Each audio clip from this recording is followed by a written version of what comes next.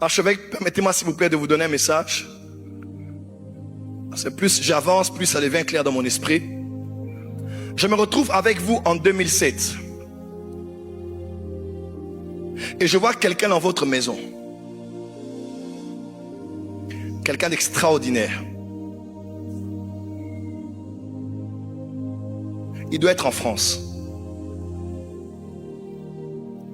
Il doit être en France. Je vois quelqu'un. Vous le connaissez, ça fait 40 ans. Il avait 10 ans. Il est très rigoureux, comme vous.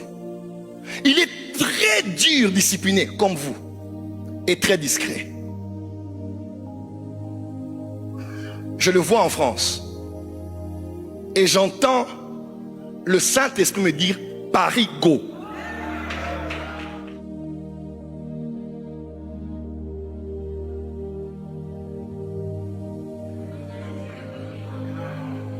Paris, go. Il est à Paris. C'est votre petit frère vraiment de cœur. Il y a un plan maléfique contre lui.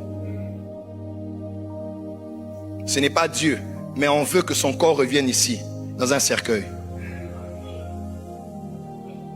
Et je vous vois frapper et dire non, en colère. Ça n'arrivera pas, ça n'aura pas lieu. Je vois cet homme faire beaucoup de choses de là-bas à ici, mais il y a comme un groupe de gens qui murmurent du fait qu'il ne fait pas ça pour eux. Il y a comme un groupe de gens qui dit qu'il ne fait pas ça pour nous. Et il se décide de l'envoyer une maladie qui l'emporte brusquement. Mais il est trop... La vision que je vois est terrible, mais elle n'aura pas lieu.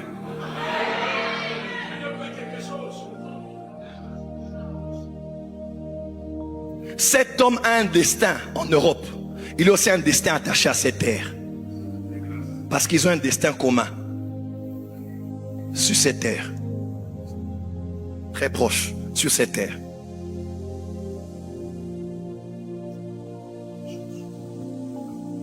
Dans le monde des esprits, il y a plusieurs futurs.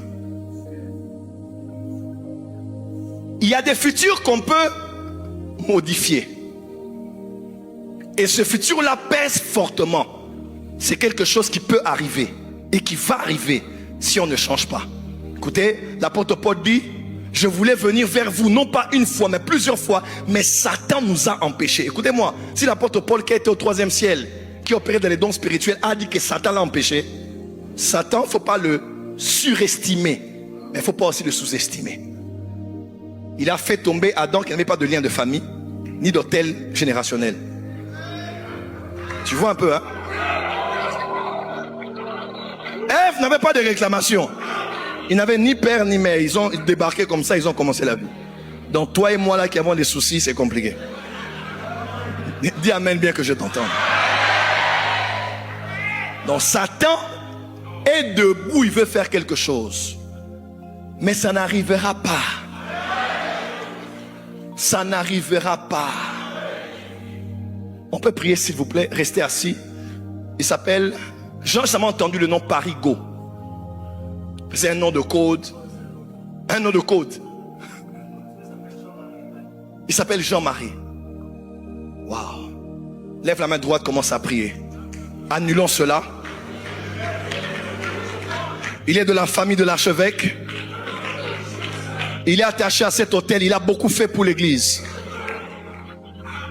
Il n'a pas encore accompli les plans de Dieu pour lui. Il ne peut pas partir maintenant.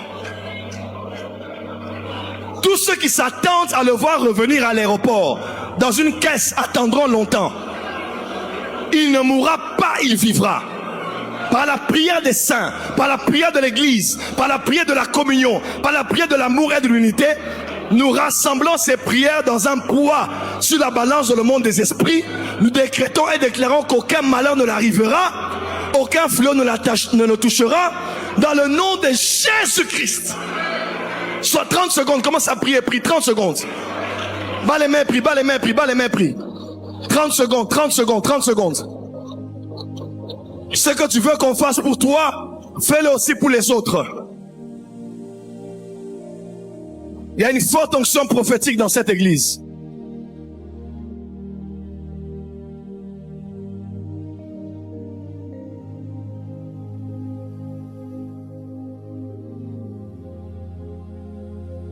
Les hommes et les femmes qui connaissent les cieux et les lois qui régissent les cieux, ceux qui connaissent ces choses, ceux qui ont la connaissance. En hébreu, j'ai étudié sur le mot yada. Et yada, ce n'est pas une connaissance qui est acquise par information. Yada, c'est un peu comme ce que la Bible déclare que Adam connut sa femme Ève. C'est au niveau d'un rapport sexuel. Et Dieu dit, maintenant je sais, je yada, que tu me crains. Je sais maintenant que tu m'aimes. Une connaissance expérimentale, expérimentée. Une connaissance pratique. Ce ne sont pas que des lois que je connais, mais que j'ai expérimentées. Celui qui les connaît peut influencer la terre. Mes frères et sœurs, nous sommes dans la phase de la domination.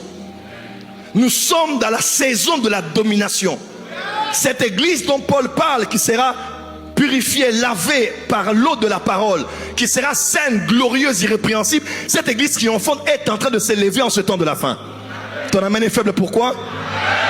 Et cette église n'est pas un bâtiment, une dénomination. Cette église est là en face de moi en train de dire amen très fort.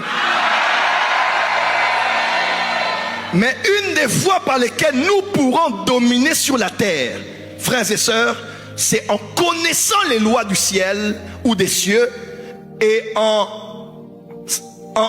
ayant l'expérience, en ayant la technologie d'appliquer ces lois sur la terre. Et dès demain, je parlerai des lois jusqu'au dimanche et j'aimerais te rassurer, ta vie ne sera plus jamais comme avant. Traduction, Semeur dit, connais-tu les lois de l'univers? Peux-tu les appliquer sur la terre?